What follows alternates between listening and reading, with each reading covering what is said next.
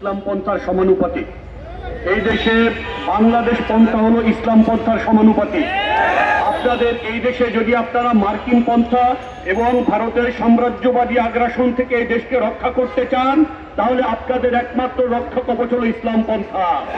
এই দেশে একমাত্র ইসলামপন্থীরা ছাড়া বাকি সকলেই হয় ইঙ্গো মার্কিন সাম্রাজ্যের দালাল, অথবা ভারতের দালাল, অথবা তাদের উভয়ের যুগপৎ দালাল। আপনাদেরকে যদি এই দেশ রক্ষা করতে হয়, এই দেশের সভ্যতা, সংস্কৃতি, কৃষ্টি, কালচার রক্ষা করতে হয়, আপনাদের একমাত্র রক্ষা কবচ হলো ইসলাম। এই ফারাবির কথা আজকে উঠেছে।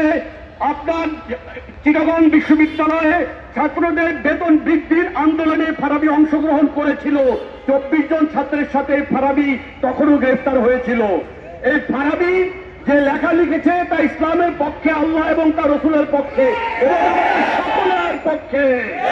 সুতরাং আমরা যদি ফারাবির পক্ষে না দাঁড়াই, আমরা যদি অনেক রোমান্টিক পেটের পক্ষে না দাঁড়াই, আমরা যদি মুফতি শফিকুল ইসলামী সাহেবের পক্ষে না দাঁড়াই, আমিনুল ইসলাম সাহেবের পক্ষে না দাঁড়াই, তাহলে আমরা আখিরাতে জবাব দিতে পারবো না।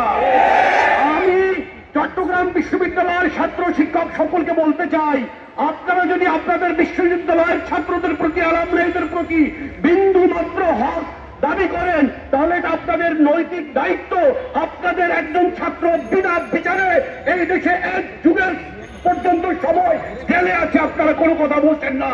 আমি চট্টগ্রাম বিশ্ববিদ্যালয়ের প্রত্যেকটি ছাত্র এবং প্রত্যেক শিক্ষকের প্রতি আহ্বান জানাই, আপনারা আপনাদের ছাত্রের মুক্তির দাবিতে প্রতিরোধ আন্দোলন করে তুলুন, শিক্ষা কার্যক্রম বন্ধ ঘোষণা করুন।